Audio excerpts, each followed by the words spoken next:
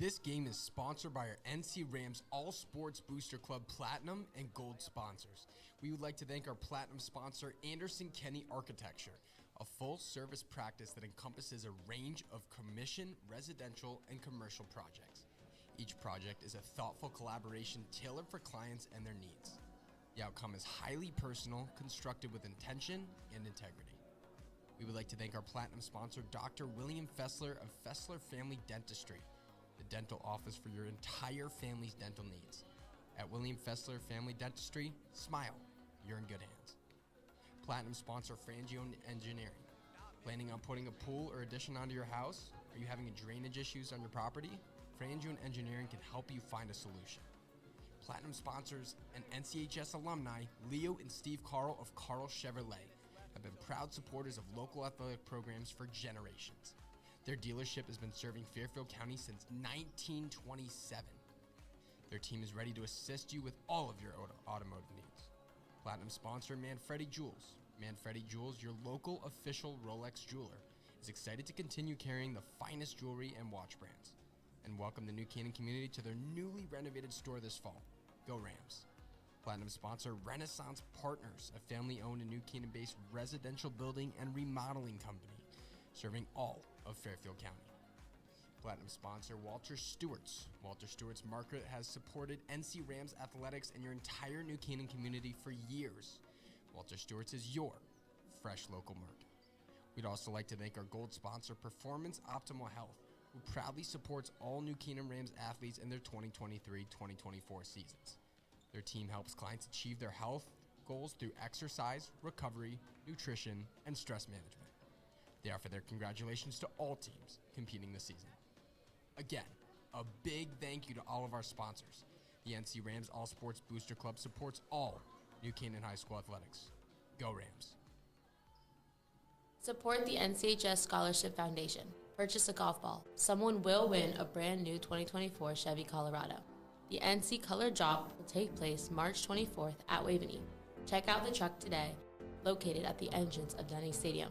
Already have a truck? There are 11 other great prizes too, including a $2,000 gift card to Walter Stewart's Market. All proceeds will go directly to NCHS graduates who rely on financial aid to help pay their college tuition expenses.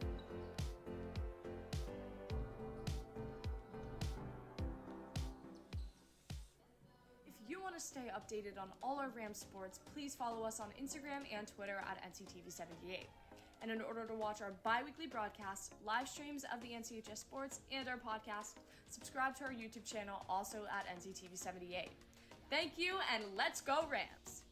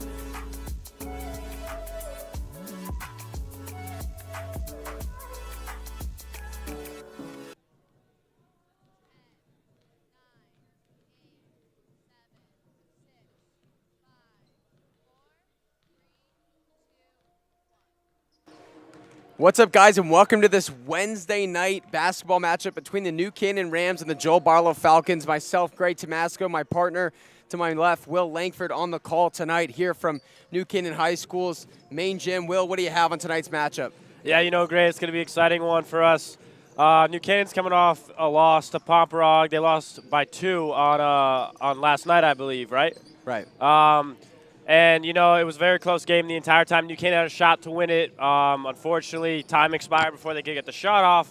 But after talking with the captains, you know, they're excited about the season. They're looking to bounce back, especially in this game. You know, this could be a statement game for them. You know, you never want to start the season 0-2.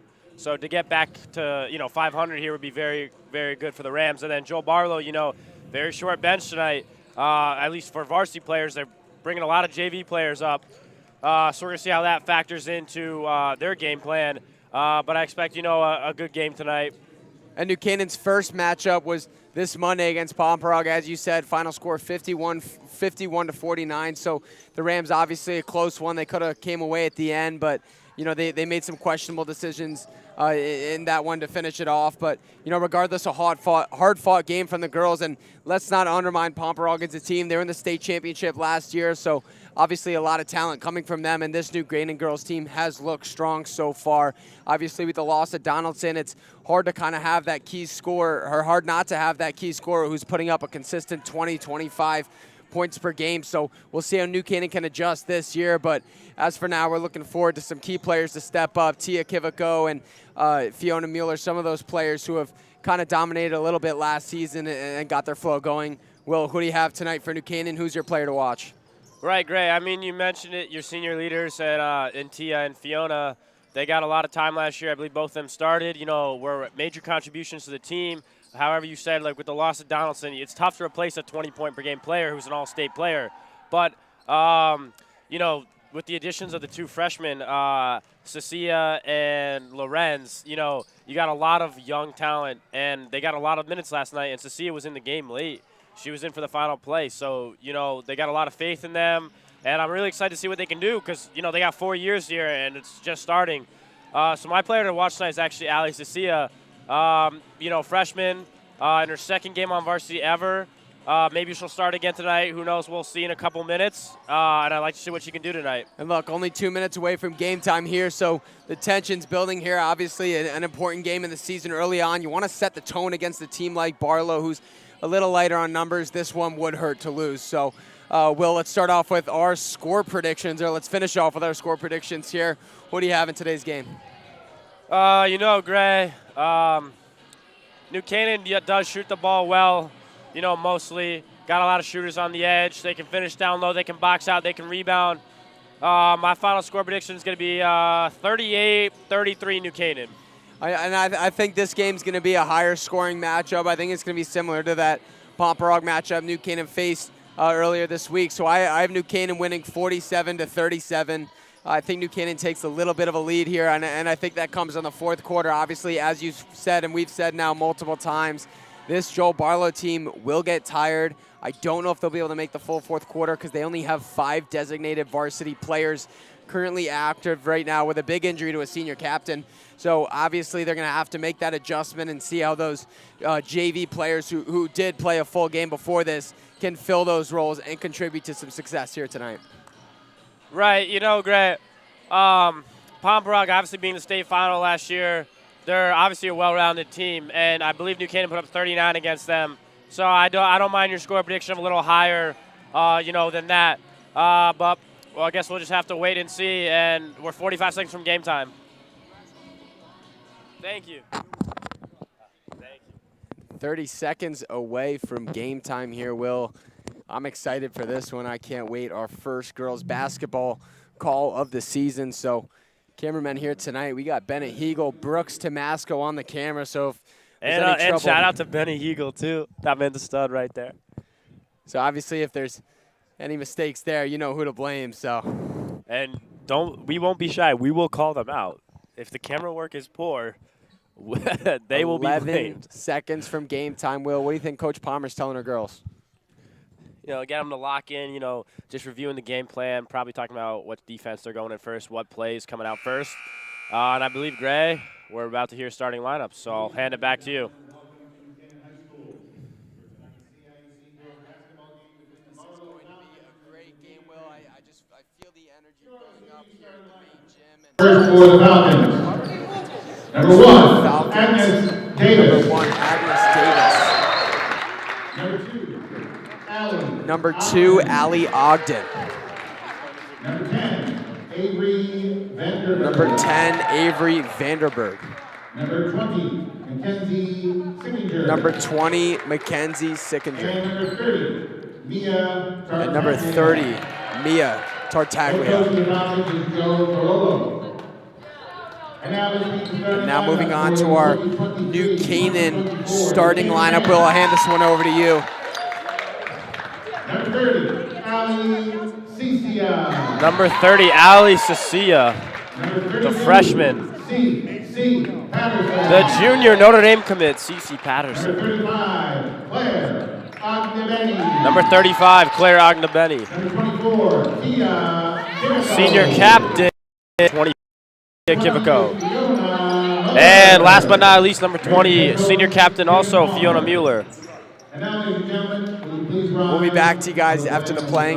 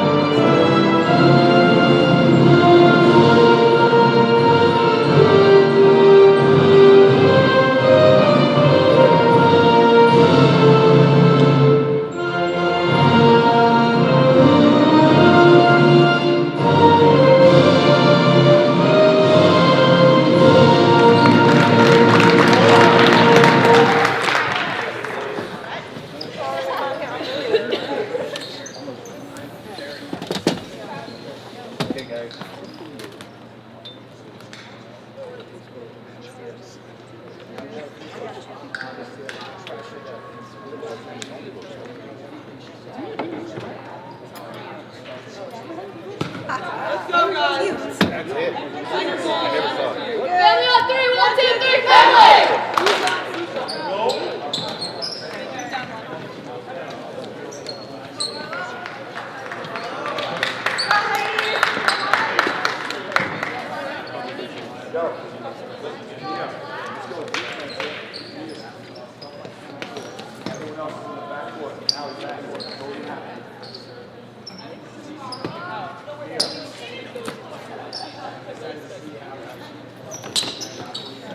Let's go, White!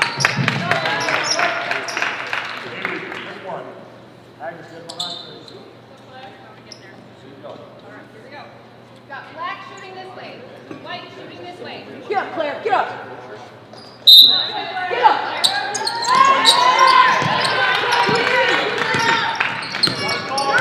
13!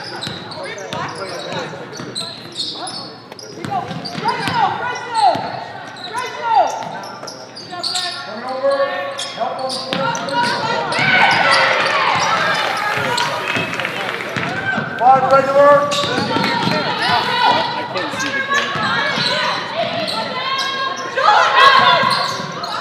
Bring it out. 9 right. 9 right. Hit it. Play.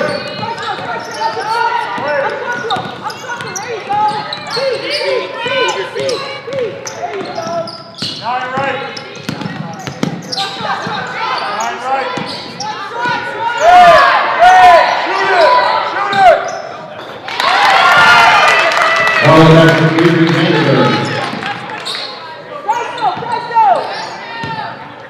Take care of the ball.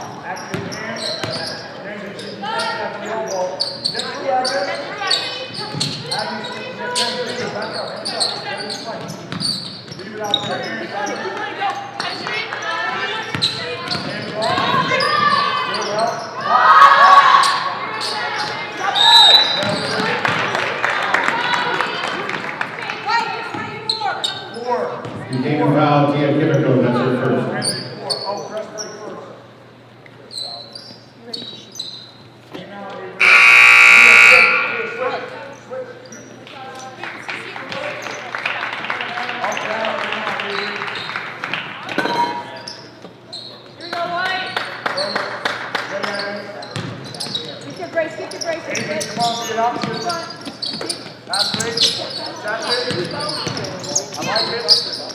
Five regular.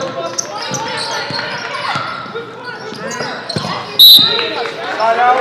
Side out. Anderson and obviously Barlow ball there. Davis on the inbound. Finds Tartaglia. Joel Barlow needs to make something happen here. Let's see on the outside, the pump fake from Davis, a deep three, that one no good. Rebound, number 20, Sickinger, that ball out of bounds. Good defense there by the Rams, forcing the turnover there. Give it going the inbound to Mueller. See what the guard can do. She'll find it the inside. Driscoll in the paint, puts one up. That one, a little too much power on it. Mueller feeds back to the inside. Ogdenbetti puts it up and one. Whoa, whoa, whoa. Wow, great. Jump ball called by the official there. A jump ball. Wow. Zero idea what that call was even for. A clear and one right there. And look, I thought when Coach Palmer was obviously upset from that call that she was referring to the fact that maybe they didn't call it a bucket, but she's still going to the line. But, wow. Another easy break by Joe Barlow right there. Tartaglia to Davis. Davis with the ball. The Rams very strong defensively so far, and the deep three taken. That's number 30, no good. Rebound Mueller. Let's see if she can push the court here with some momentum to the outside. Kiviko, wide open three, no good. Yeah, you know, Gray, with the shot clock being implemented for the first year in high school basketball in Connecticut, a lot of possessions are, you know, speeding up, and, you know, players are taking shots they might have not taken when they had all the time in the world. So you're going to see, you know, maybe I wouldn't say rush shots, but I would say shots earlier into the possession here, a little quicker possessions, higher scoring games. So I actually really like the addition of the shot clock. Tartaglia on the inbound to Davis. You can tell they're comfortable finding each other and down the court. Vanderberg, an aggressive Mueller. She'll get called for a foul. Well, I think that's just great defensive play. Yeah, I mean, at some point, Gray, you know, you got to just let the girls play. I mean, they're in a press. They're trying to play aggressive, you know, force the ball out of the point guard's hand on Barlow. And, I mean, Mueller makes a great play on the ball. I think the officials just got to, you know, let them play, because now she's just setting the tone for the entire game about, you know, you can't be that aggressive. Ooh, Vanderberg on the pass, couldn't find their teammate there. Sickinger was down below, and that one out of bounds, Rams ball. Kiviko bringing the ball down the court. See, she finds Driscoll to the outside. Looking for Patterson. Patterson shut off there on the outside, and movement to Mueller once again. Mueller with a heavy dribble and a good move, some aggression. Thank you. I was just about to say something, Gray. You know, we got to call it both ways. There's that foul. Ogden called for a hand check there.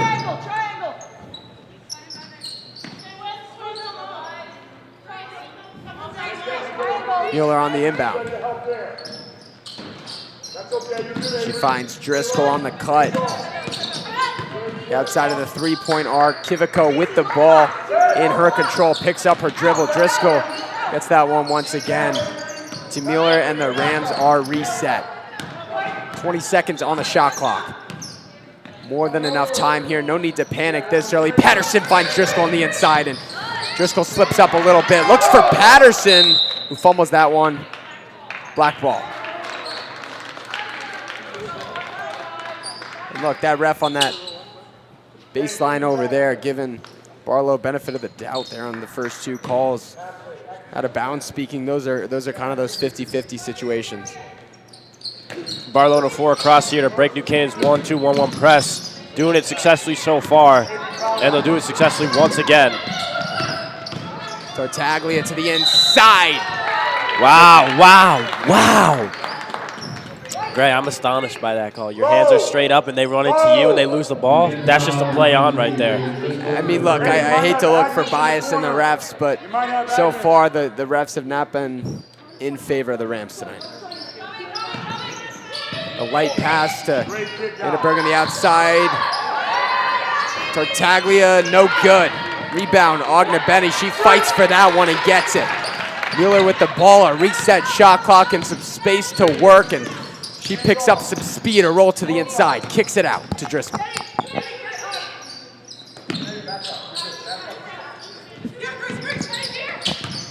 Benny on the inside, takes her floater, that one no good. Rebounds her own shot, Driscoll from 3, that one no good.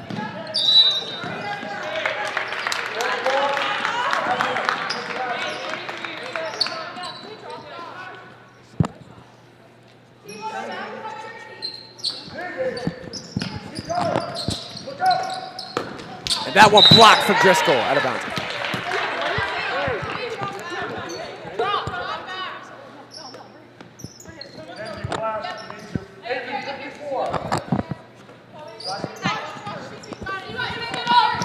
Davis to the outside, what a look, Ogden. Wide open from 3, that one no good, rims out. Benny with the ball, and they'll call it travel. I mean, add another brick to the supply grade. She's building the house out there. A low-scoring first quarter so far, Will. I think our score predictions might be a little off on this one, but we'll see how it pans out. To the top, Tartaglia back to Davis. And look, Barlow's ball movement has been something to be proud of. The Rams are aggressive. Look at that double team there, and Patterson steps up to fill that. Rams in a in an aggressive 2-3 here, playing all the way out near half court, not letting Barlow get set up in anything they want to. And it's working. Barlow's struggling to get some movement here, and on the drive, Ogden puts one up, air ball. Rebound Patterson.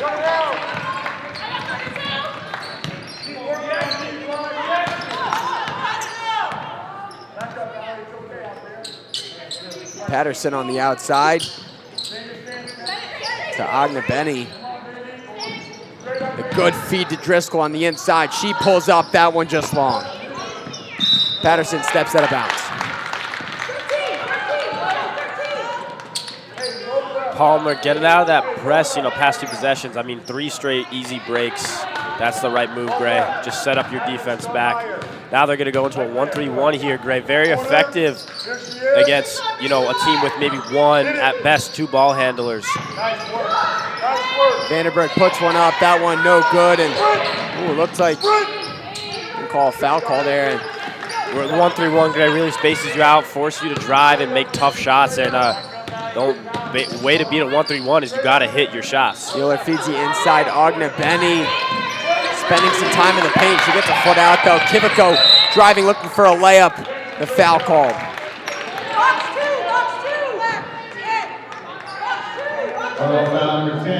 Not a shooting foul.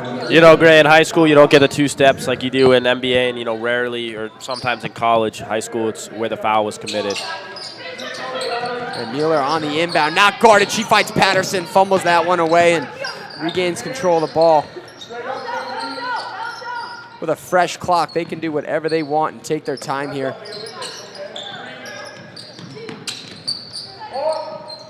Agnebenny on the outside, looking for someone to throw into, and Patterson comes up for her help, looking for Driscoll on the inside. Driscoll moving a lot off ball tonight. Mueller on the drive, the lay is good, what a play. Nice finish with the inside hand there from Mueller.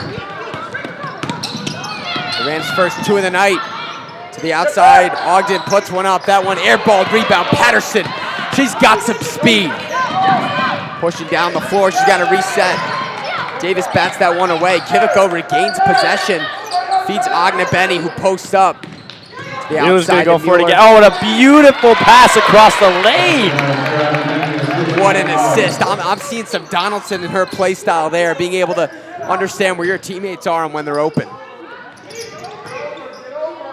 And a heavy press from the Rams. Obviously, they've got some depth on the bench. Ooh. See, Gray, that's what a press is going to do to you. When you get comfortable, you're not going to get the ball over the court, and the Rams do a great job there. Getting Barlow, making him feel way too comfortable, and they're just passing across. They just can't get it over in 10 seconds. And we'll see Mueller with the ball, top of the key here, driving in. A great dish to the outside. Patterson with a great step, puts one up. That one no good. Rebound, Davis. Pushes the floor. Tartaglia's got some room. The layup is good. What a play. Nice Euro in the lane. If the Rams are smart here, Gray, they're going to, hold this one out for a last shot. Usually when you get a time that, the shot clock doesn't matter, you're going to take the last shot here. I like to see the Rams run their best play here. And Mueller to Agnebenny. That one barely rims out. The rebound's good. 3 seconds on the clock here. Not enough time to make something happen. The end of the first will. 6-4. 6-4 Rams. Yep. 6-4. Our score predictions are not looking so hot right now, Gray. But I guess you could say the defense has been exciting. Well, look, sometimes it's tough to read the flow of the game, especially just seeing through warm-ups, and we don't know how this one will pick up. So, I mean, so far, obviously, a lot of excitement from the Rams press coverage. I mean, that's worked very well tonight and held the Falcons to only 4 points so far in this quarter. So we'll see if the Rams have the endurance to continue that press, because that takes a lot out of your core 5. And if you're running around with Mueller, who you're expecting to make those plays that she's had in the first quarter, it might get tough, and those players might lose some gas. Yeah, Gray, if you want to run press, full court press all game, and you want to push the ball in transition, and you want to have these motion type offensive plays, then you got to start subbing in, like big subs at a time, because the best thing for it is, fresh legs. So when you have fresh legs, you can run. I mean, you saw Mueller there. She's doing her best out there, but she was getting a little gassed. At some point we got to say, all right, let's just sub in fresh legs and let's just keep on pressuring them. And that's the most effective way to run a press, because with fresh legs, you're going to beat, legs that are tired every single time. Speaking of fresh legs, here comes the younger Donaldson in for the Rams, number 11, and Driscoll obviously checks back into this one. So wearing her sister's number from last year, maybe a little living on the legacy there, Gray. We'll see how that pans out here tonight. Mueller in the outside. Mueller-Kivico connection is obviously very strong. Two of the talented players on this team. Moving it around the arc very well. Agna Benny in the paint, kicks it out to Driscoll. Kivico's got a three. That ball in the air, no good. Rebound Driscoll. Smart play, taking their time, a reset of the clock. No need to rush. Donaldson to Driscoll, who feeds Mueller. Mueller drives, a nice little step, puts one up, she's fouled. Great, I just like to take a minute here. A lot of you at home who've been watching our broadcast, from year to year, probably very confused why we keep saying reset the clock, or we're talking about the shot clock. This year was the first year Connecticut decided to implement the shot clock. And that's just because it's the way the game is supposed to be played. You should not have a minute and a half possessions. Every possession should be 35 seconds in high school, 30 seconds in college, and 24 seconds in the NBA. It speeds up the game. It creates more excitement, more points, and I just really like this move by the SEAC. Second free throw, that one good, and the Rams take a 7-4 lead. Well, as you were saying there, obviously the shot clock does make for a more fast-paced game, but even though this one's low scoring, you're seeing the movement these players are having. It's a lot more intense, and it's a lot faster than we've seen in years past. To the outside. Davis. Tartaglia looking to the inside, can't find it. Davis to the outside. See if she'll take one, she won't. She drives, Vandenberg. Great, it looks like the Rams are a 1-2-2 here. I mean, they're switching between zones about every possession, and that's good hands from Mueller right there. She's running all over the court, and that'll be a shot clock violation right there.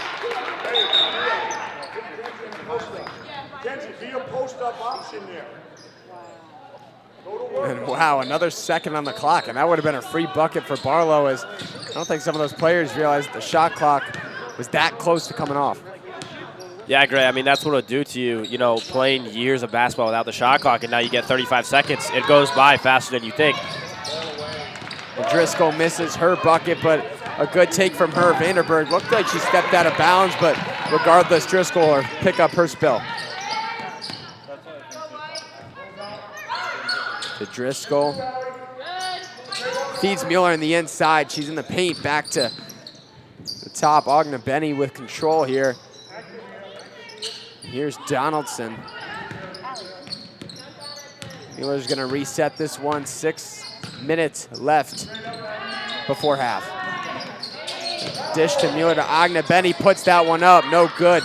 A little too much power, she's fighting jump ball. See, now Gray, if I was the official, I'd let that go for a little bit. I mean, you gotta give them at least a second and a half, because, stronger players are just gonna rip that away, and that's their board. When you call it as soon as both players just even touch the ball, I just disagree with that. And you saw with Agna Benny, obviously, she took the ball out there, so another half a second that the ref would allot, it would give the Rams that extra possession. That's got to be our ball. Oh, near steal by Kivico. And that one a missed shot from Davis.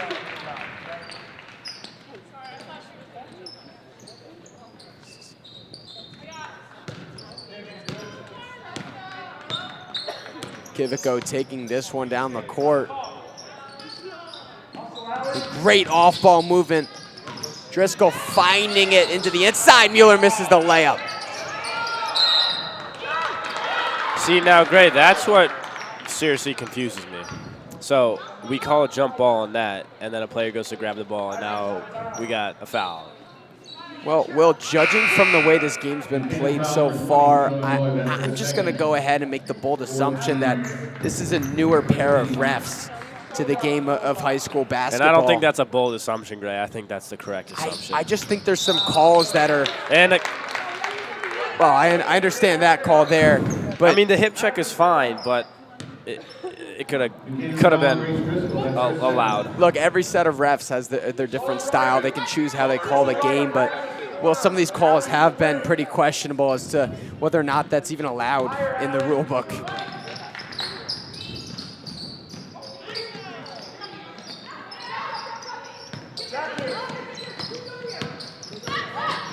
Ooh! And a body laid on the paint. Let's see what they call the foul on this time. Wow, and they call it on Kivico. Canaan foul, Kivico, that's her second. And look, that one makes a little more sense, but Stack zero. we'll see the other Patterson, the twin, check in here. A timeout called from Joel Barlow. The Falcons have 5 minutes left in this first half to cover this 3-point deficit. Will, checking out the replay here, you see Kivico obviously come down on that one, so the foul call was on her. And Will, this game obviously a little lower scoring than we anticipated. You know, do you think the scoring's going to pick up, or do you think these defenses are too strong? So far, what I've seen, Gray, I don't see the scoring picking up that much. We are right back into this one. Moments away from the end of this timeout, and Ogden on the inbound here. How many fouls do I have? Zero.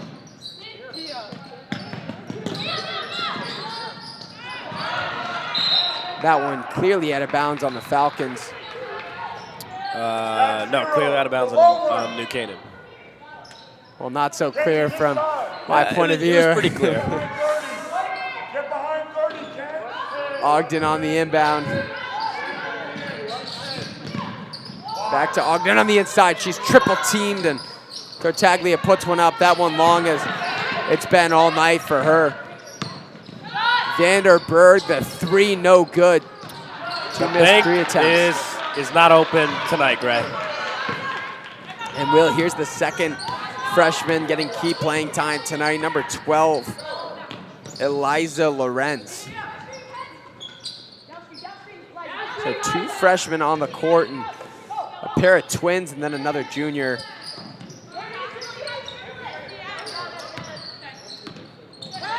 Great movement, Lorenz down low. Patterson's got to make something happen. The layup is good. What a play from Patterson. I mean, you hear your teammates screaming shot clock right now. You just take it for yourself and go to the rack. Vanderberg with a great handle there. Davis driving. She can't get one up. That one blocked, and let's see what the ref calls. A jump ball. Not sure where the jump ball was there, but.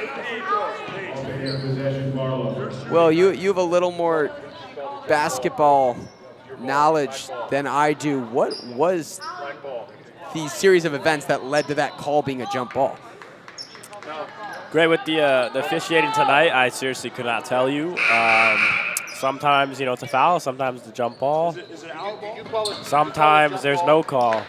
And now they have no idea what the call is. So I would love to let you and the viewers know, but unfortunately I can't. I don't know what you guys have, but you can't have the. And what puts the cherry on top of this one is they have no idea what's going on. The refs don't know whose ball it is. And, this is where coaches, players, they just get frustrated because when the officiating is not good and then they have no idea what the call is, that just sets them off. Credit to Bill Brown here at the booth for letting the officiators know that it should have been the Falcons' ball, but regardless, the refs will hold on to their call and guess they'll worry about that one later. Patterson to Patterson, that one blocked away by Vanderberg, and she's standing out of bounds. The call 6 finally feet out of bounds. I mean, that call should have come a second earlier.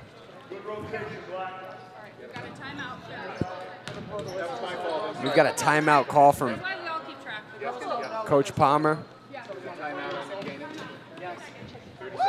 Great timeout from Coach Palmer to kind of reset her team after that awkward series of events that can sometimes throw your momentum off. And Will, honestly, that call of the out of bounds there at the end happened earlier in the game when Vanderberg clearly stepped just as far out of bounds, and they kind of let her play. So, Gray, I don't often disagree with you, but on that one, from what it looked like from my angle, she pushed the ball inbounds, ran out of bounds, reestablished connection with the court inbounds, and then touched the ball. And I know that sounds a little confusing, but that's how I saw it, and that's a perfectly legal play as long as you are not making contact with the ball when you're out of bounds, but you just have to reestablish connection. Sounds good. Zacia kicking it out to Patterson.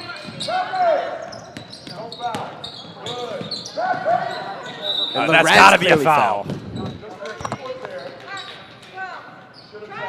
Barlow foul number 12, Kane Jarvis. Her first.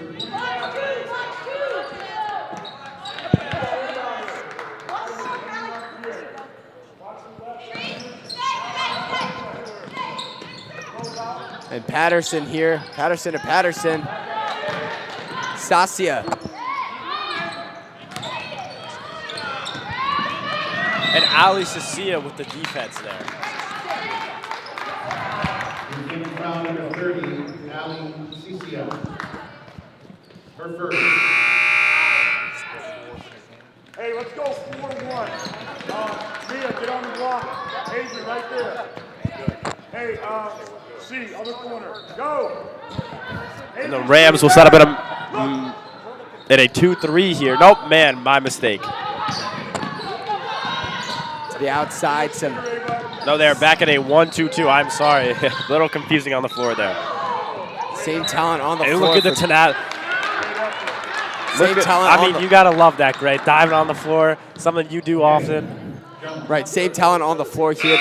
One of the first check-ins, obviously number 20's been in the game for Joel Barlow. That's Sickinger, but not a lot of subs. Obviously, you got to work in those JV rotation players, and it's been interesting to see how they've done it tonight. Why are we passing it to her?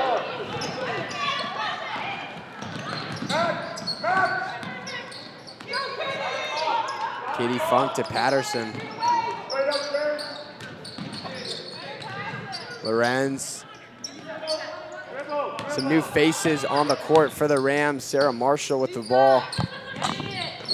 And a great dish to Lorenz on the inside, and they'll call her out of bounds.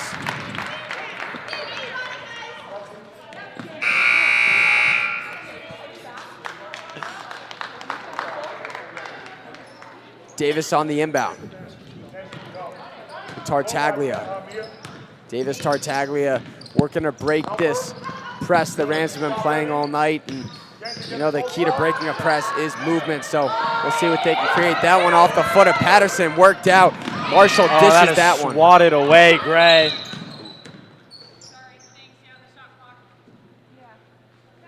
And our shot clock operator forgot to start it. No worries there. It just take the ball out from a sideline. Honestly, great. That helps Duquesne if anything. They get 35 seconds from sideline out of bounds. And look, this early in the season, things like that happen. So just got to react and adjust. Lorenz on the inbound to Marshall. Back to Lorenz. Steps up for three. No good. Rebound Ratner. Marshall, another three. That one no good.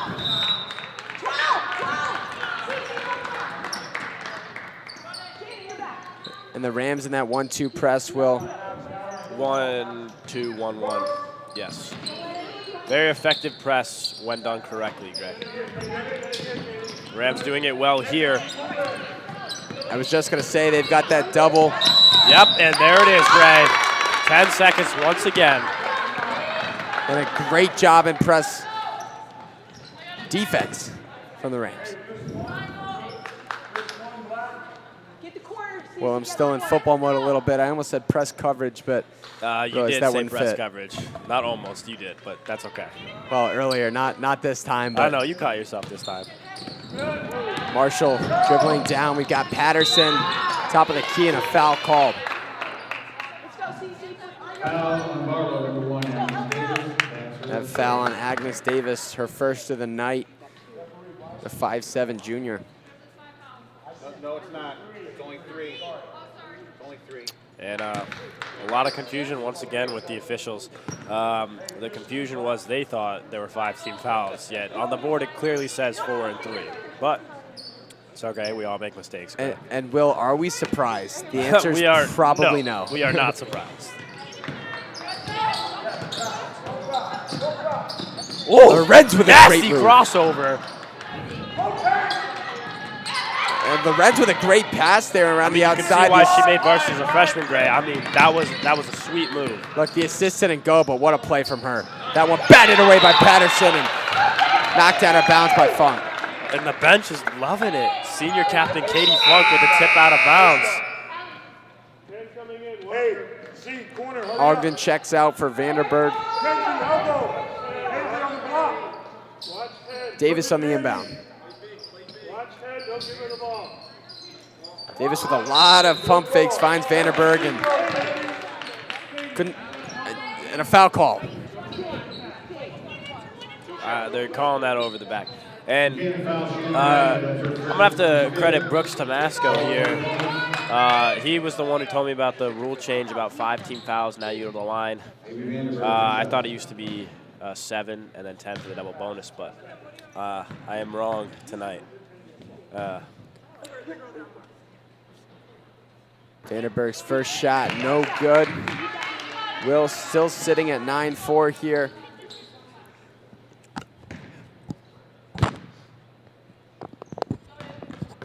Vanderburg's second shot. Interesting free throw routine. She'll put that one up. That bucket, good. I mean, let's give another shout out to our other camera operator, Bennett Hegel, part of the NCTV class. You know, it's his pride and joy, camera work. He talks about it every day. I mean, he's putting in, the work today right now. He just loves it. I mean, he thinks he's got a future in it. We'll see about that. And Will, a minute 46 before the half here. The score is only 9-5, so the under's definitely hitting on this game. Do you think the points will start to pick up here or the second half, or is it impossible with this officiating? You asked me that once, Gray. My answer stays the same with this. Well, I guess you could call it officiating. I think my corrected score is going to be 22-9. That's what my final score is going to be. Lorenz at the point guard position to Marshall. She's got it. Patterson wide open and overthrows that one.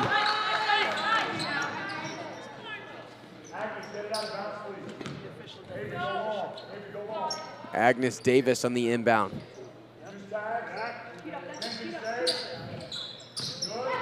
Tartaglia, Davis, Ogden, and a lot of pressure from the Rams. But a wide open Tartaglia could make something happen. Dishes to the inside. That's number 20, Sickinger. Close to 3 seconds. The bucket good from Vanderburg and some heat from the Falcons. Barlow finding a new sense of energy here. Look at Patterson in the lane, and that's New Canaan basketball.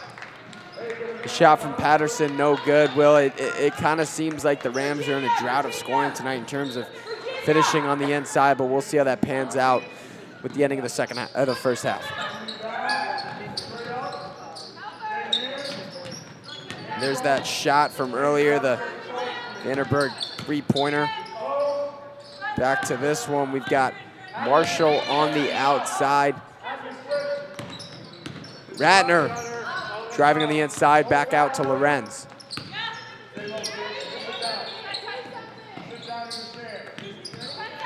And as the Rams continue to throw it around the perimeter, they have not entered the paint in 28 seconds of basketball.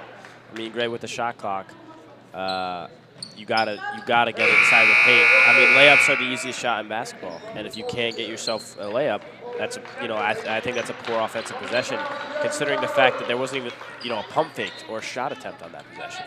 And we'll see 7 seconds left, so there is still a chance for a shot opportunity, and Patterson understands that. Maybe Funk doesn't. That one taken away, and 3 seconds left on the shot clock. Patterson goes up, her layup good.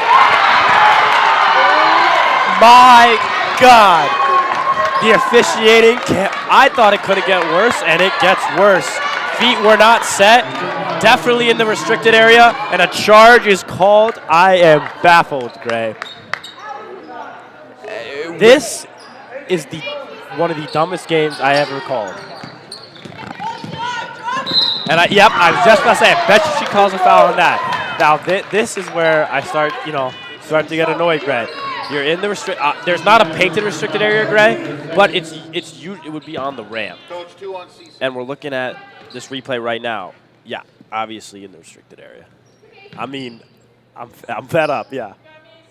Camera operators are pissed. We're pissed. Tartaglia gets 2. That first one, no good.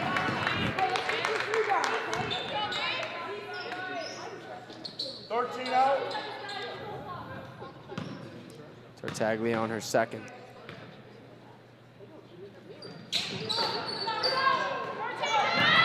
Good rebound by Agnebenny there. Agnebenny to Marshall. Marshall pushing the floor, and a steal from number 2. Davis on the outside of the arc, 9 seconds. Tartaglia could make something happen. Davis takes the shot, that 3-ball good, and just like that, Barlow goes on a 7-point run to take away the lead at half. Barlow Falcons lead 11 to the Rams 9. Will, what a first half, a change of events there, and some odd officiating. I don't know. What do you have? That's one word for it. Odd indeed. I don't really know how to describe it, Gray. When officials, dictate the game and make it about themselves, I mean, that's what's going to happen. If I'm Coach Palmer, I'm just giving them, just words of encouragement here because, when the refs take over, I mean, there's nothing you can do about that. So we'll be back soon, Gray. Let's hope the Rams can turn it around. And we'll send this one to sponsors. 8 minutes left. We'll see you guys back at the 2-minute mark for our halftime show.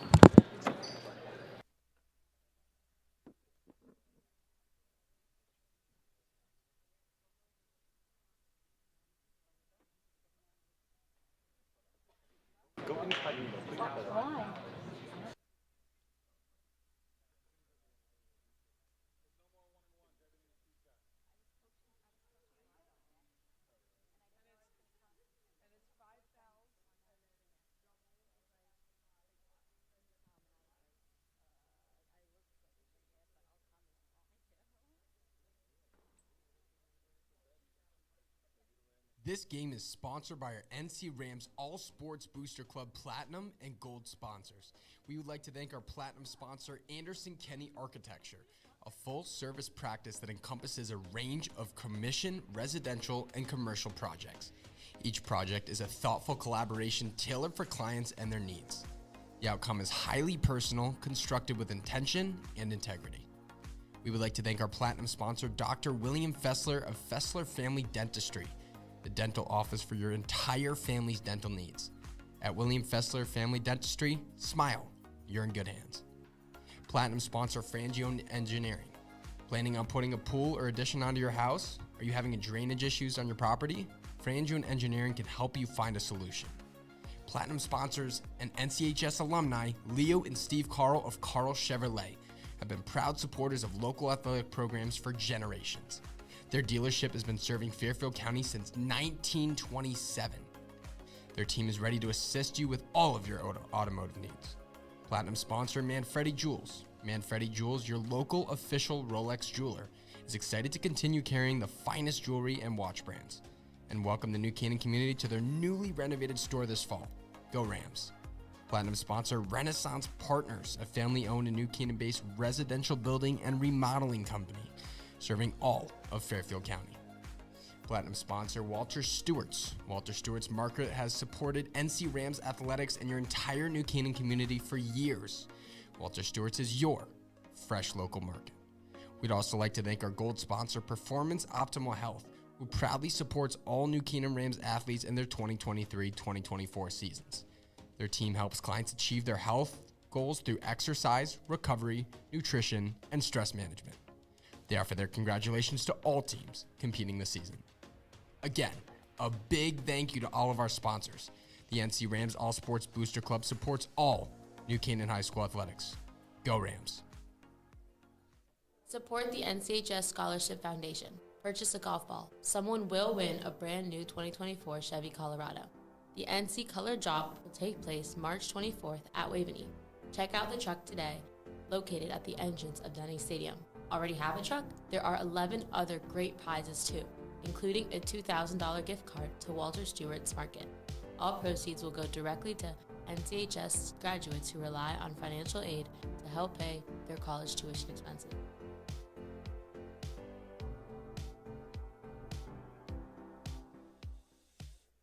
If you want to stay updated on all our Rams sports, please follow us on Instagram and Twitter at NCTV78.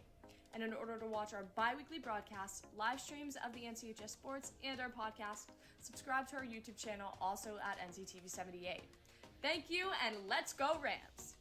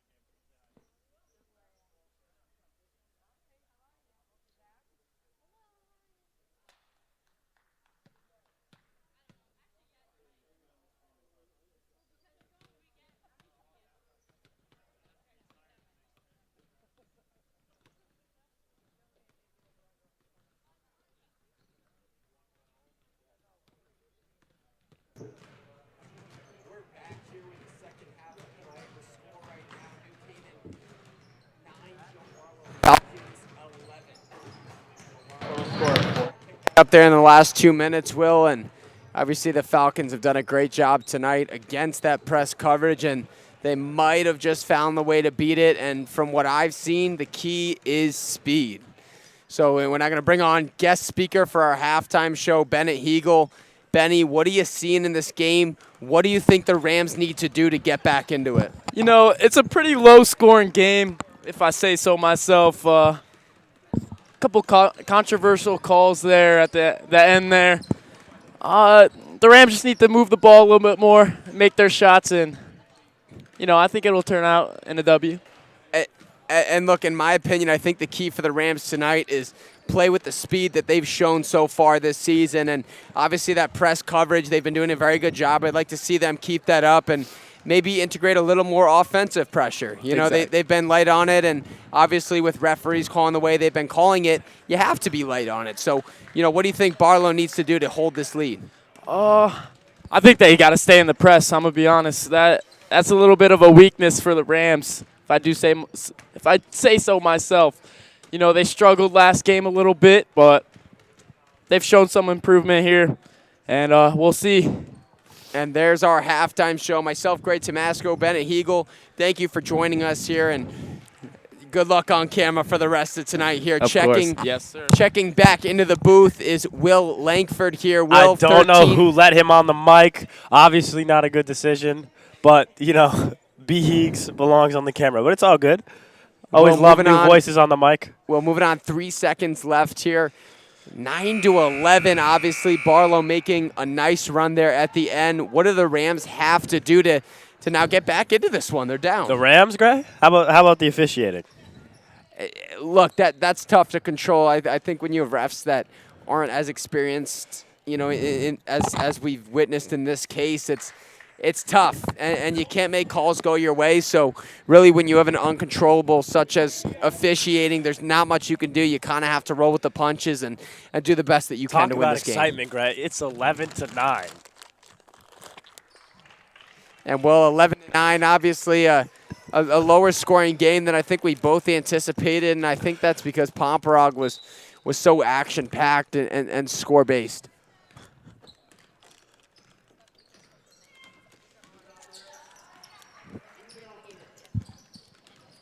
And look at Mueller. And Mueller's rejected. Oh, you got to call the charge.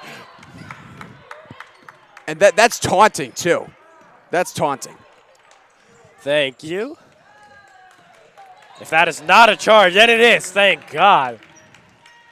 I was going to say, she looked like a bulldozing vehicle on that play. And watch this play here. Vandenberg stares her down on the court. I would have liked to see a tech there. Yeah.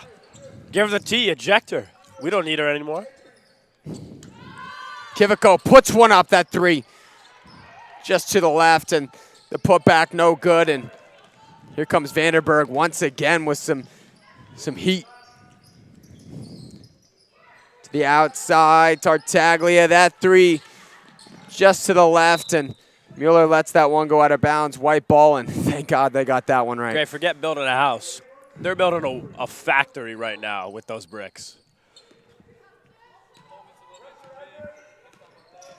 Kivico with control. Kivico, Mueller, this duo we've seen all night.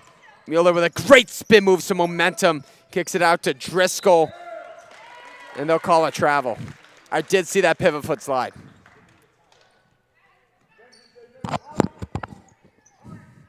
Sometimes it's very important to keep that foot down on the ground and make sure you're not sliding. And the Rams will get back in this 1-2-1-1 press. Been effective so far.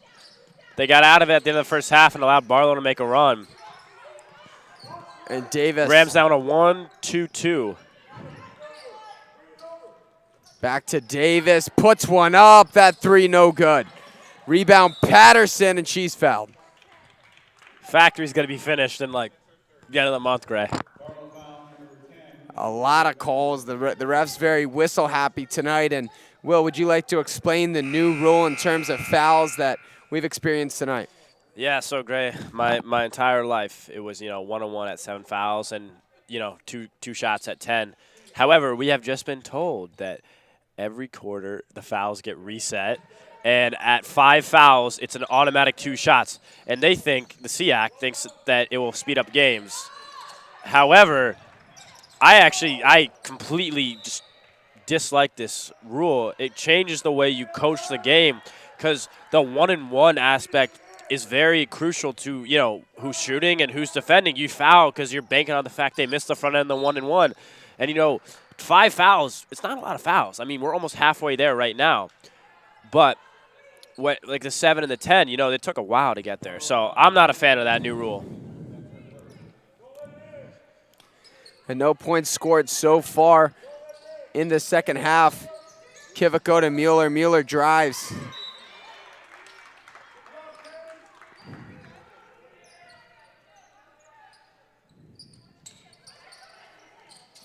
Mueller with the ball that feeds it Patterson to Agnebenny on the outside. Kivico with a 3 ball. She puts one up, that one. Oh, just barely misses. Agnebenny looks to put it up. That one misses once again. Davis drives the court. Moves it to Tartaglia. Look at this Rams aggressive defense. You love to see it. Pressuring on all angles of the floor. And that ball tipped from Patterson. Barely drops in. You know, that tip might have been enough to change the trajectory and actually put that ball in the basket. So close to over and back there, Gray.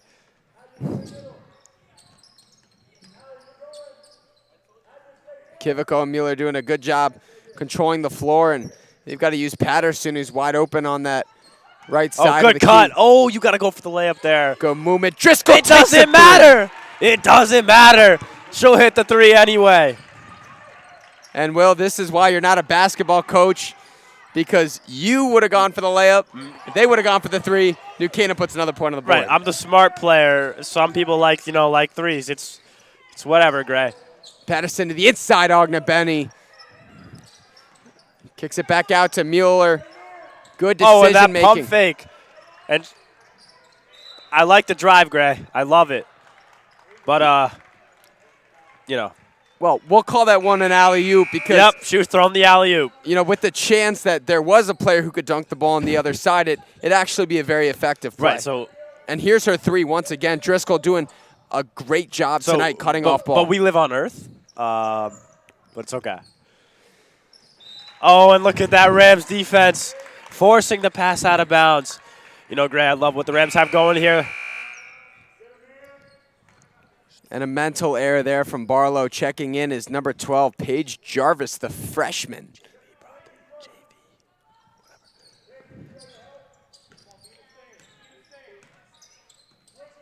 Kivico past half court. The handoff to Patterson. There's no way that was out of bounds.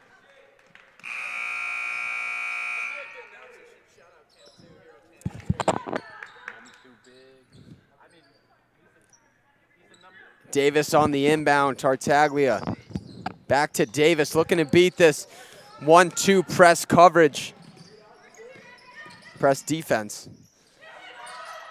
To the inside and mid-range jump shot. And another missed shot, Gray. Mid-range jump shot from Sickinger there, the attempt. The right take, that one just unfortunately for Barlow didn't fall. Kivico on the outside of the key finds Driscoll in the paint and makes the one more. Look, I'm thinking you go up with that one. Well, either go up, but also, I would like to see a foul there. I mean, yeah, she did step out of bounds, but pretty aggressive defense right there. Not all on the ball. Yeah, and CC Patterson says, not in my house. Vanderberg with another foul. She's marking them up so far tonight.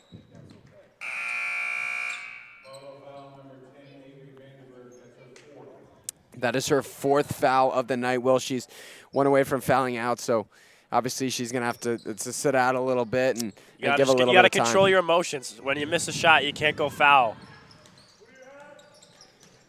Oh, Mueller. Look at Fiona Mueller on the drive. She'll take it in. That's got to be a foul. There is just no way. She's getting slapped on the wrist. Mueller's upset with the call, but look, sometimes these calls just don't go your way, and Driscoll puts one up. That one no good. Patterson on the rebound, kicks it out. Mueller, Kivico, wide open three, no good. Wow. Officials are going to call a 3-second violation, first time all night. Yet it has occurred a lot before. So we just got to keep it consistent here. However, that is the correct call. So, well, let's lay off the officiating a little bit tonight. Sometimes you have games that aren't called to the best of their ability, but we all have bad days, and let's focus on the action in this one. Tartaglia with a great move kicks it out to Vanderberg back in the game. That three ball just long. A little more than just, but. Ooh, she just got slapped in the face. Thank you.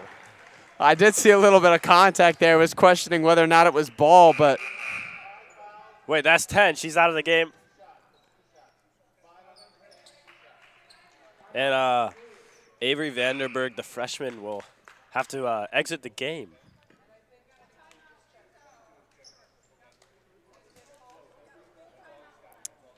And she will foul out of this matchup tonight. Correct me if I'm wrong, Will, but she won't be allowed back on the court. You are correct. After 5, you are done, and that's unfortunate. But she'll have to sit the bench for the next 11 minutes. Now, did she have all 5 this quarter? She might have. I just looked at the board and 4. I was just thinking about that. She had at least a lot of them. Our source is saying 4. Credit to Mr. Brown, the best stats man in the world. Hats off to him.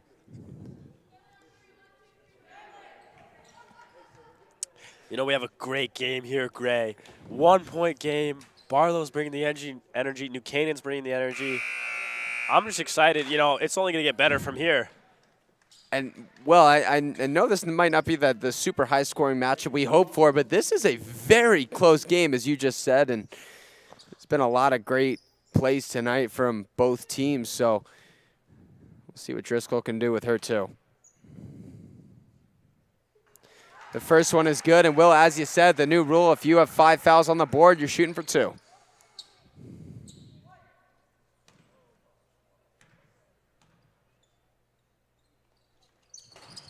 Second one, good no board good. by Cece Patterson.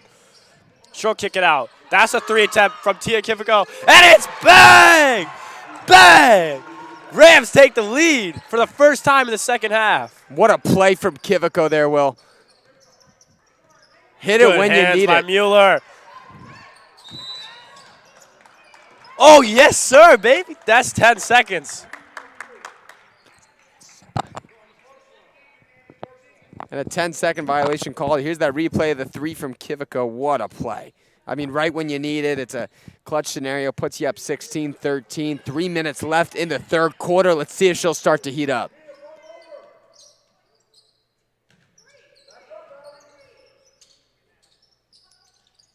The outside, Patterson to Kiviko, back to Patterson.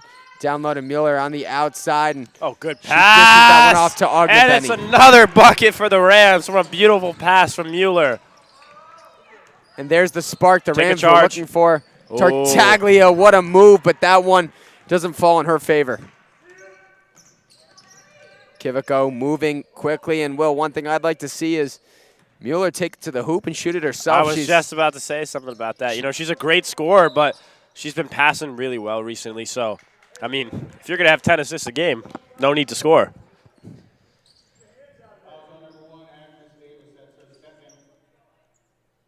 And because of the amount of fouls so far in one quarter, which is pretty remarkable. The first one good from Mueller. No surprises there. A sharpshooter.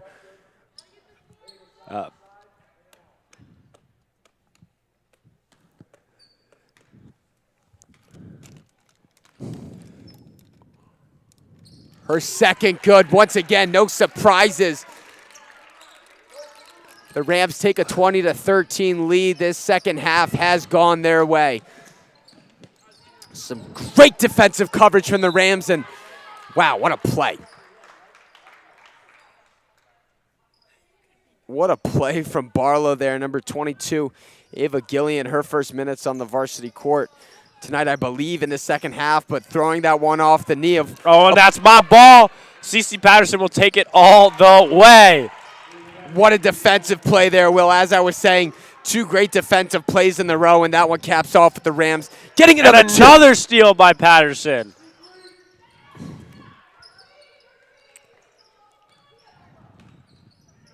Patterson's a defensive machine. She's doing a great job so far tonight.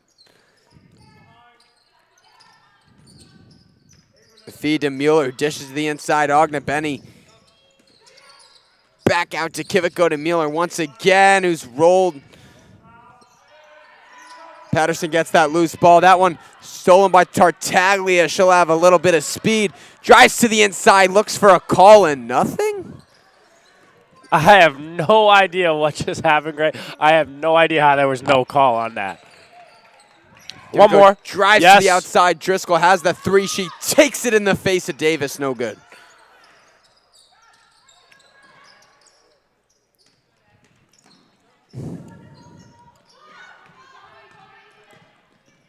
Tartaglia drives on Driscoll, goes up, that layup good, they'll call her and one.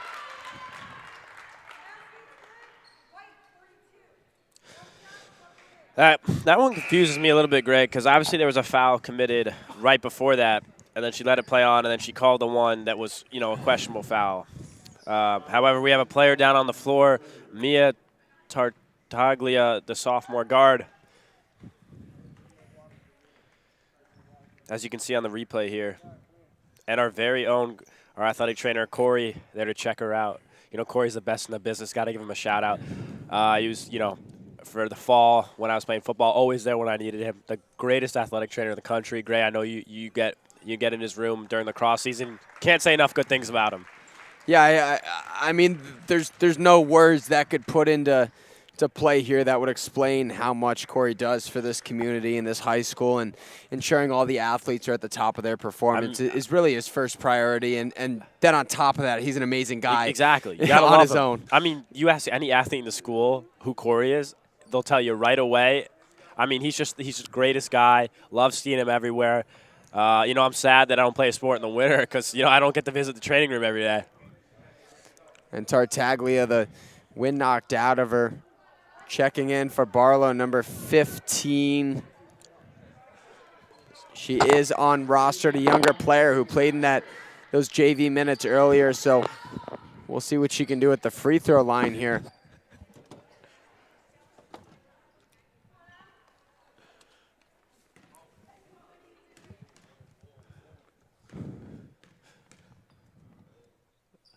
Her first shot up, no good.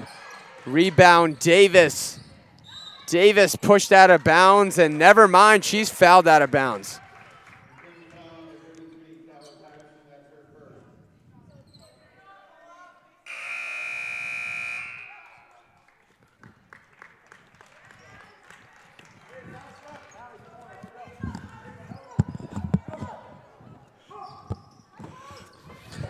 And New Canaan here with the aggressive defense in a 1-2-2 action.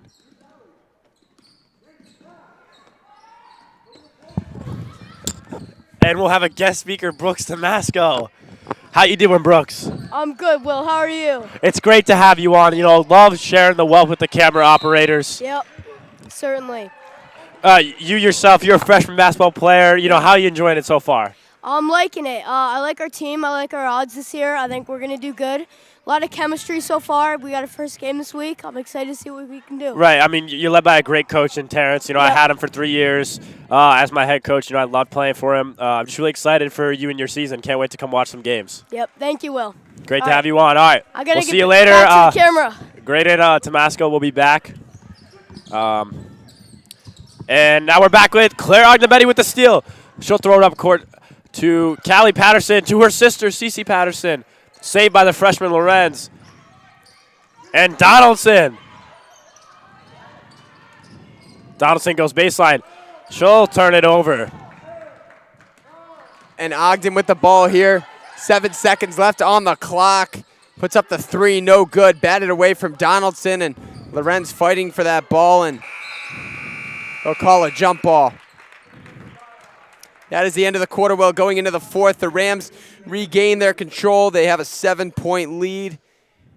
Barlow's got to get back into this one. Will, as I said, obviously, it's hard playing with only 5 varsity players, and when one fouls out, that really, really hurts her team in terms of endurance, and then another goes down. Tartaglia, she's been doing a great job all game. She goes out with an injury, so she's a little shaken up. There's a lot going on for this Barlow team. They have to overcome some adversity to win this game, and do you think they'll have the ability to do so? I mean, Gray, we saw it before. They were down early and they went on a run. I mean, basketball's a game about runs.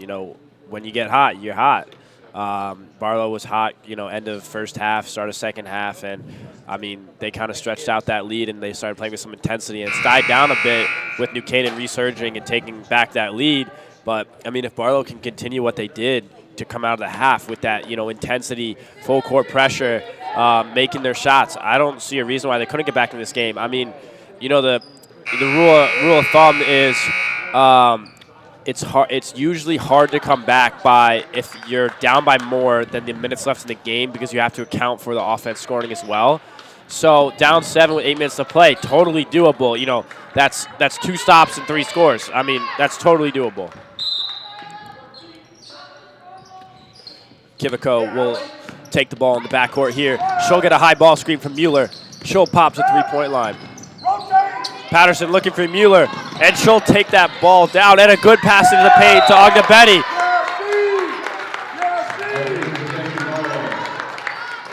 That'll be a jump ball called by the official down on the baseline.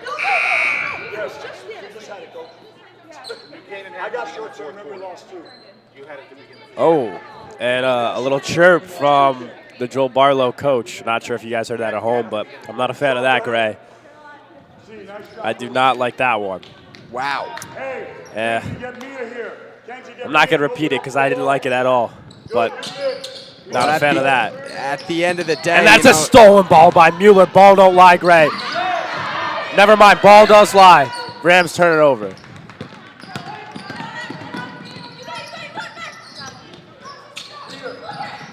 Yep, my ball. No, you got to let that one play. That should be a steal by New Canaan. See, this is what I talked about earlier, Gray. You got to let that jump ball call wait a little bit. Hey, ready, I want you to go next time. Hey, fist 3 this time. Fist 3.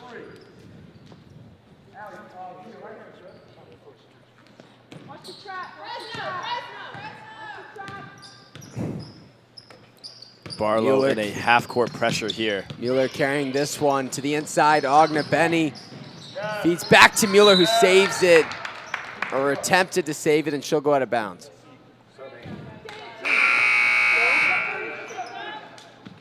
Agnes, pass and go through. Mia, stay reversal. Kenzie, more. Fresh 35, and Davis on the inbound. The Rams in an aggressive press, looking to get this one back, and I'm surprised they called a foul as opposed to a jump ball, which these refs love to call. They're whistle happy, Gray. Seriously whistle happy. You might have Kenzie, Agnes, afterward. Tartaglia is back in this game. Dishes down. See, now if they're going to call everything else a jump ball, Gray, then that's a jump ball.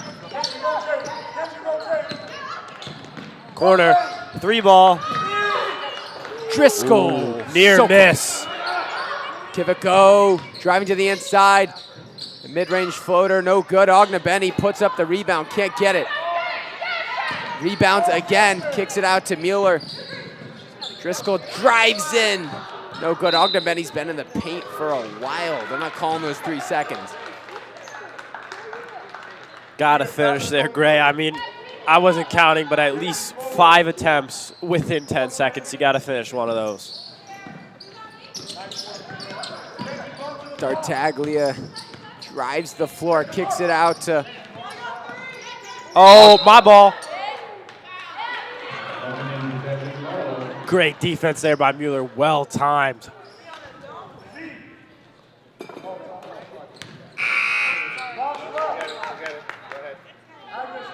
Davis on the inbound here. Will 6 minutes and 27 seconds left to play here in this matchup. The Rams lead by 7. Ogden kicks it to Davis down low. Davis, see what she can do with it. And a long, great pass to Ogden. Sets up Tartaglia for 3. That one no good. Kicks it back out once again. Ogden takes her 3 ball. That one no good. Kiviko with the ball. Needs to protect it. 6 minutes left with a pretty solid lead. There's no rush to get any points on the board here, so you want to use as much as the clock as you can and make sure you take a last shot. That puts you in the best place for 2, as Ognebenny just did, but that one's no good. Tartaglia drives under the hoop, and her 2's no good. You know, Gray, when an offensive player is sprinting down the floor, step in and take a charge. It's going to hurt, but if you step in and take a charge, that's an electric play for your team. Fires up the bench, fires up the coaches. And, you know, it's also a foul to the other team. And with the new rules, I mean, that gets you even closer to shooting free throws, you know, 3 points. So that's where you just got to say, all right, I'm sacrificing my body for the team, and I'm taking this charge. Right, and Kivik almost had an extra 3-point opportunity there, but Coach Palmer taking this timeout to calm her players down. She understands the situation. 24 seconds on the clock. There's no need to push anything, play too aggressive. So Coach Palmer definitely understands the situation here, and she knows that with a 7-point lead, you got to play it like you have a 7-point lead. You don't want to play it any other way, as that could lead to a different outcome. Gray, if you want to expand on that, play like a 7-point lead, like what are you going into the huddle saying as Palmer? Well, look, I mean, you definitely have a better analysis on that, but from my perspective, I think Coach Palmer tells her players, you just got to shave time off the clock. You have a 35-second shot clock, and that might not seem like a lot of time, but when it comes down to it, that's really only 8 to 10 possessions if you take the full possession. So I think Coach Palmer's just going to say, be smart, get the last shot, smart shots. Use the clock, and press Barlow. Don't allow them to close that gap. Yeah, I mean, you pass up a good shot for a great shot. So instead of that wide open 3, you get that wide open layup. When you're up 7, you're just trying to get, you know, that best shot and maintain that lead. Ognebenny wants the post. And Driscoll's got an open 3. They give it to her, and she pulls that one under. She's met with some defensive play. Not sure how that one went out. And that's white ball? Yes, it is, Gray. White ball. Is that because of the push or because of? Nah, she didn't call a foul. It was purely because she thought it went off black. Interesting. Miller on the inbound. Driscoll's been doing a great job off ball of getting open, so I'd like to see the Rams use her. Ognebenny back out to Mueller. 3 seconds on the shot clock and a foul called. Referee, you have to travel first or no? No travel called. They'll call a hold on Black 30. Barlow found me and Tartaglia, her first. Instead of put Mueller on the line. Holding?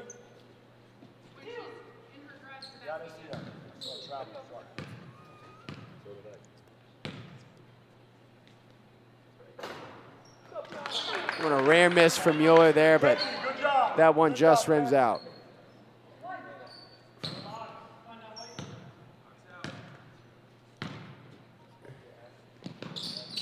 Mueller's second one good, no surprises there. 75% from the line tonight. Tartaglia with the ball, moving it to Davis, and Will, you can tell they've been working on beating this New Canaan press all week in practice. New Canaan's still playing very aggressive, even with this lead. And look, if you have the players that have the endurance to do so, you might as well. Great. The only reason I'm hesitant is when you play aggressive and, you know, you go for steals, occasionally you get beat, and then you're out of position, and now you're in a 4v5, and most of the time end up in a layup. Obviously, it worked in their favor there, sped them up, caused the travel. There's the travel call, Mueller. Oh, Inbounding, for the what a ball! pass.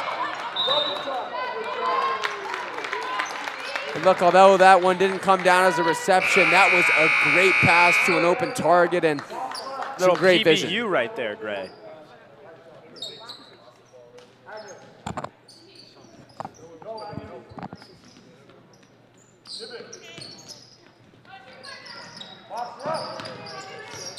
Yeah, I mean, what a pass breakup. Davis with the ball here. Patterson playing very aggressive. Wow.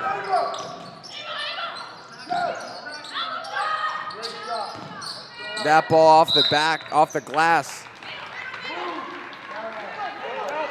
It'll be Rams ball. Greg, when we go from making shots to hitting the rim to missing it completely, just hitting the backboard, I think we got to take a step back and look, maybe find a better shot.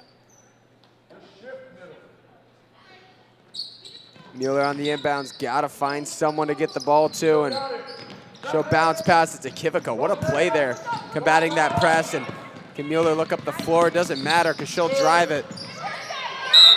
A knockdown, and that's a foul. Canaan foul, Grace Driscoll, that's her fourth.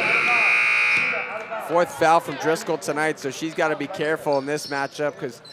Gray, that's a great job by Mueller, taking the ball up the court, beating the press. The only criticism having that is instead of jumping and passing, I would say come to a jump stop, and then she has multiple options instead of determining before she leaves the ground where she's going. And then when she's in the air, she's forced to make that pass. And a lot of times it's no longer there, but if we come to a jump stop, we can see the defense and how it's rotating. And just before that foul on Ogna Benny, she had a great block there on the inside, so kudos to her on that play. Ogden on the inbound. The Rams in a version of their zone right now. That one a long pass to Ogden, tipped up into the air by Patterson. Some reaction time from the goalie. On a step back here, no good. And a foul called there on the Rams. If that was on Driscoll, it'll be her last, but no, they'll call it on Ogna Benny.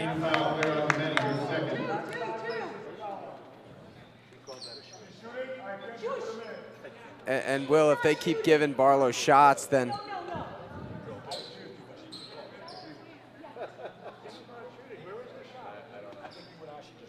I don't know how that was a shooting foul, Gray. I have literally no idea. It is corrected. It is now a foul on the floor, and they'll get it baseline out of bounds. The far out ball back to Ogden. That one pushed down. Driscoll's going to recover it. The handoff to Mueller, and here comes the speed. Timeout call by Coach Palmer, and a great one if in that. You want to reset your team, maybe get some more points on the board with a set play or a set possession. 3 minutes left. Will the Rams lead by 8? In my opinion, the Rams just have to keep doing what they're doing. They're shaving the clock. They've done what they've been told so far, and if they can get some extra points on the board while doing so, that'll definitely benefit them.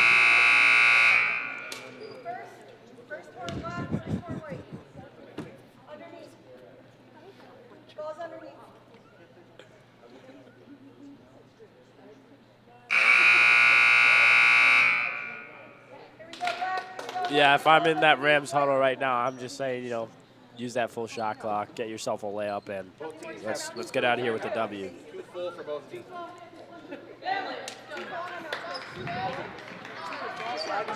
Two timeouts left for both teams. 3 minutes, 20 seconds left to play here, Will, in the fourth quarter.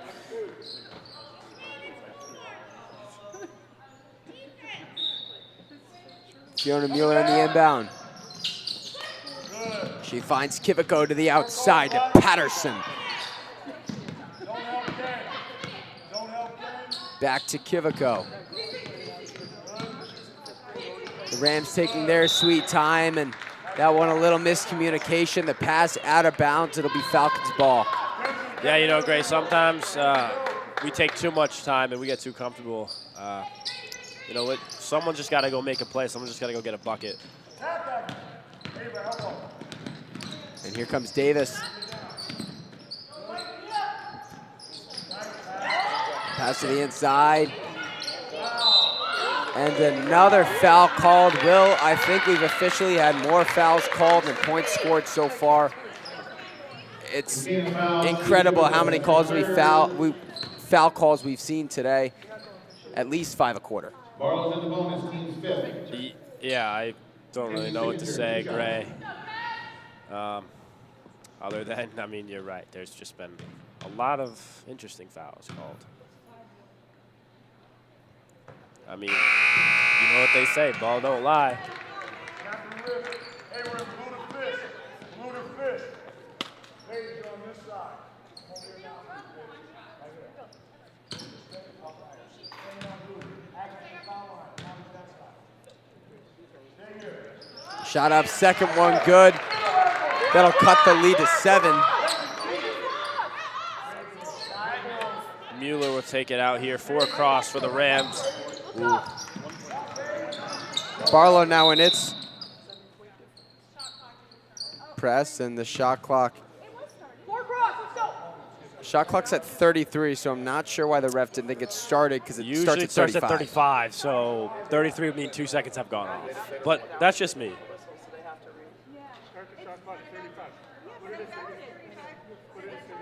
She started it, but I don't know what you guys are talking about. Okay. Once again, just have no idea what was going through the head of the official there. And she's going to call out of bounds, and not the forearm extension from the Barlow defender pushing her out of bounds.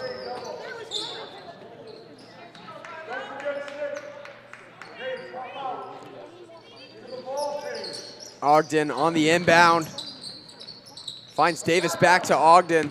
Top of the key, will she pull up? Not being too aggressive yet. And it's Paige Jarvis once again, the freshman.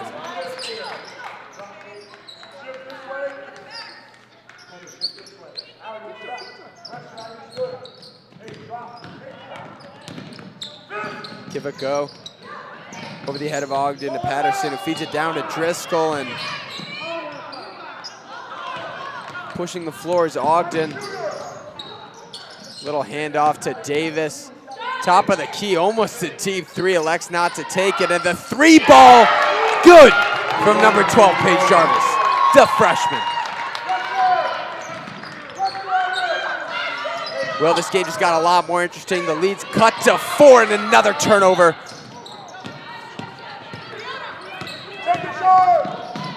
We got some heavy action. Oh, gotta finish there. Mueller looking like a true point guard tonight. She's throwing some great passes.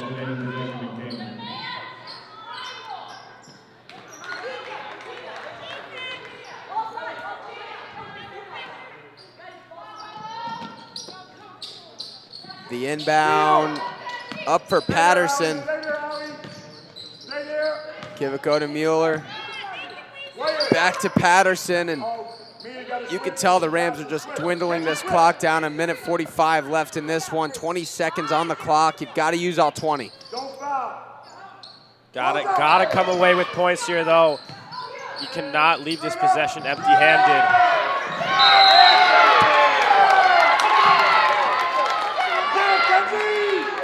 Wow. You know, I mean, Ogden Benny had her hand on the ball there. Both of them were on the ball. I mean, in my book, that's a jump ball. So, I mean, if, you know, we're going to call that a jump ball early in the game and then a foul later in the game, just keep on changing. You got to keep it consistent. As you can see here, the replay of Barlow's 3 to cut the lead to 4. What a play from a freshman there, but now we've got Sickinger with 2 shots to try and cut this lead to 2 points. These are very important. First one bangs down, and that one she'll good. cut it to a 1-possession game with a minute 34 left. Especially with the new shot clock, Gray. People, you know, teams can no longer just dribble out the ball. I mean, they're going to have to, you know, put up a shot. And we'll see what you can do here. And she'll make the second one.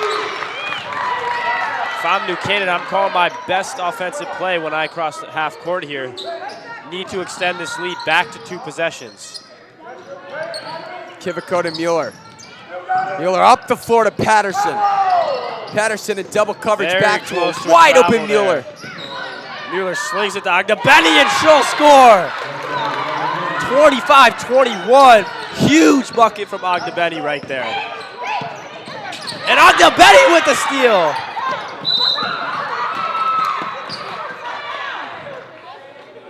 Almost.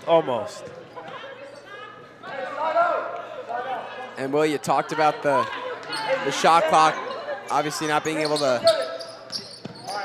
dribble the ball out.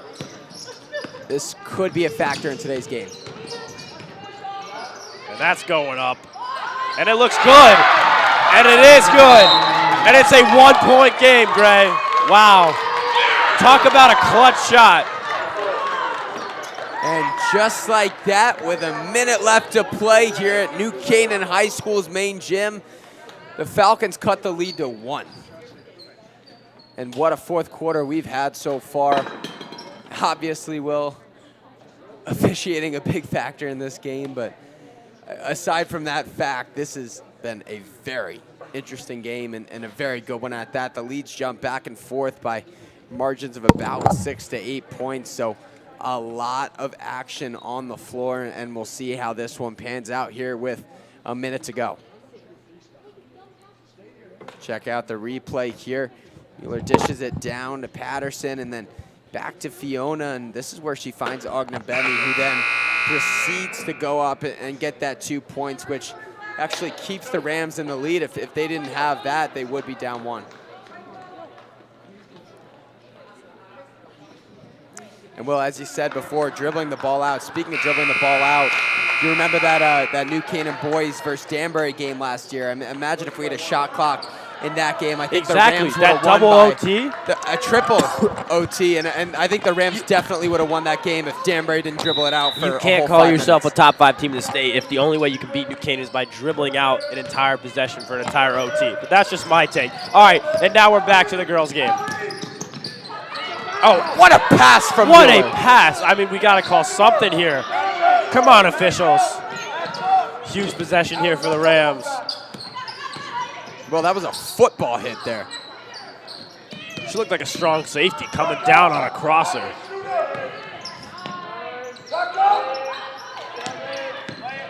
Five on the clock to Mueller.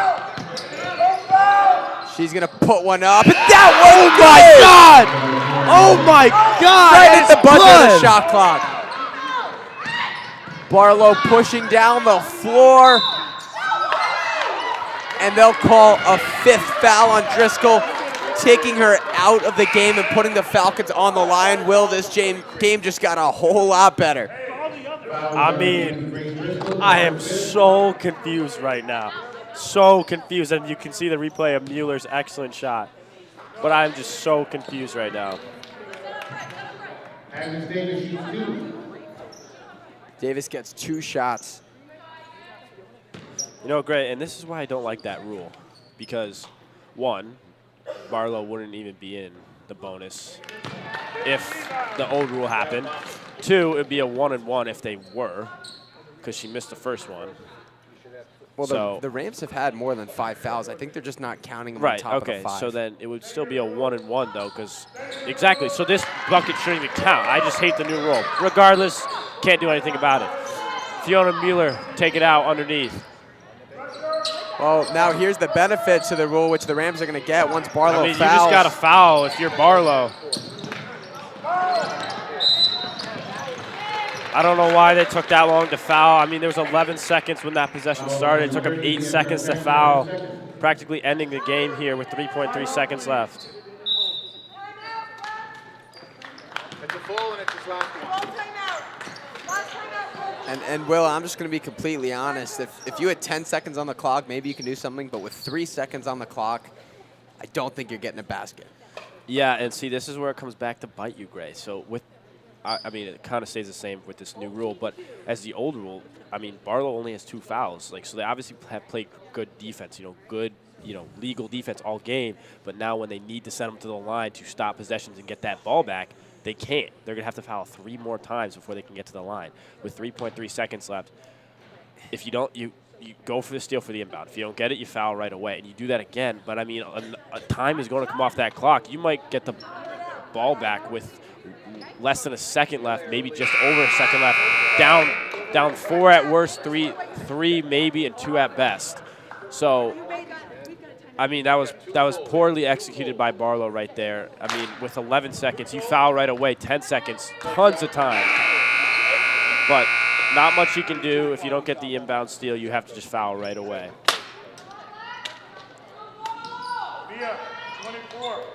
We'll see if Barlow can. See, if I'm New Canaan here, I'm just doing a lot of misdirection, sending one to the backcourt, one to the rim, one to the corner, one to the far corner. To be fair, that's exactly what they did.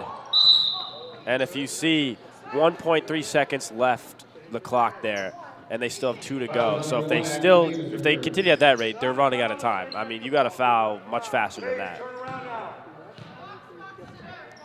I mean, even if you get the foul, you still don't have enough time to make it up the floor into a position that you can shoot. 2 seconds is not enough time to push the floor, and that'll be the game. They'll call this one ball game, Will. The final score, Rams 27, Joe Barlow Falcons 25. Will, you and I had a great job on the call tonight. We'll proclaim ourselves as having a good job. But obviously this was an exciting game filled with some questionable calls, but overall a lot of talent, a lot of great plays out of all the players. And, you know, for New Canaan, it was Mueller who stood out to me for a day. And definitely. And for Barlow, I'm thinking Vanderberg. She played aggressive, but she did. I mean, Ogden, who kept them in it late in the fourth. I mean, great for our first basketball game of the year. I was pretty excited. You know, it's a great game to call. I'm excited to call Game of the Future with you. Credit to both teams. It was a well-played game. Moving on to our credits, we'd like to thank our senior producer, AJ Polici, for putting this together, along with Danielle O'Malley, the technical director and associate producer tonight. Special shout out to our cameramen, Brooks Damasco and Benny Heagle. We also have Mahdi Elamrasi. I apologize if I mispronounced, but on replay did a great job tonight giving us those replays. And then Tony Preshnik and Roman Cebulski behind the scenes helping out with all that. So once again, thank you guys, and thank you to everyone who contributed. Thank you to everyone who was here working the game today, making this happen. And Will, myself, Greg Tomasco, and you, Will Langford, signing out. Thank you. Thank you.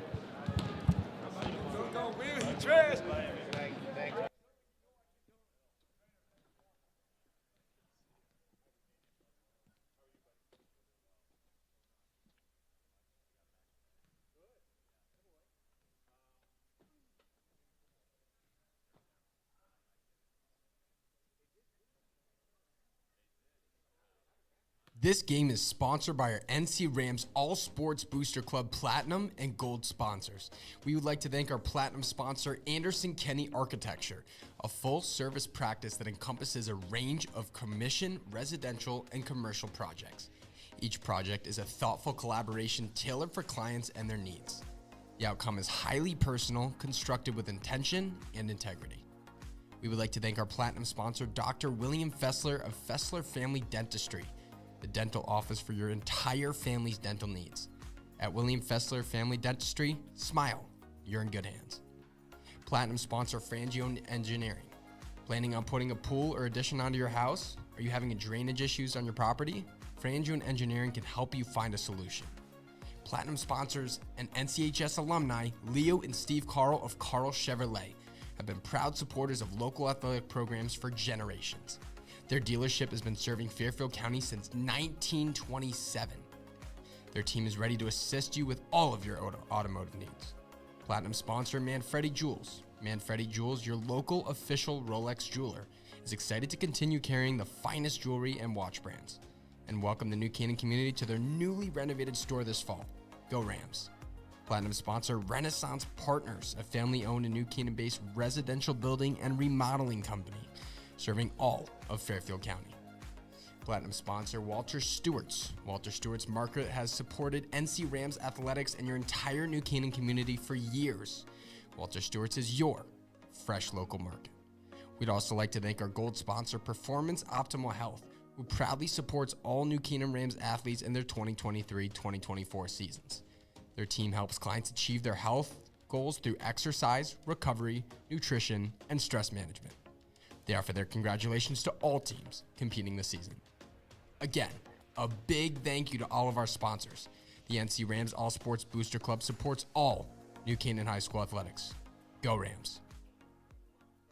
Support the NCHS Scholarship Foundation. Purchase a golf ball. Someone will win a brand new 2024 Chevy Colorado. The NC Color Drop will take place March 24th at Waveney. Check out the truck today, located at the entrance of Denny Stadium. Already have a truck? There are 11 other great prizes too. including a $2,000 gift card to Walter Stewart's Market. All proceeds will go directly to NCHS graduates who rely on financial aid to help pay their college tuition expenses.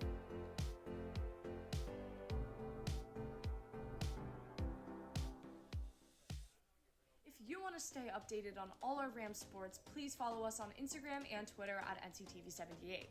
And in order to watch our bi-weekly broadcasts, live streams of the NCHS sports, and our podcast, subscribe to our YouTube channel also at NCTV78. Thank you, and let's go Rams!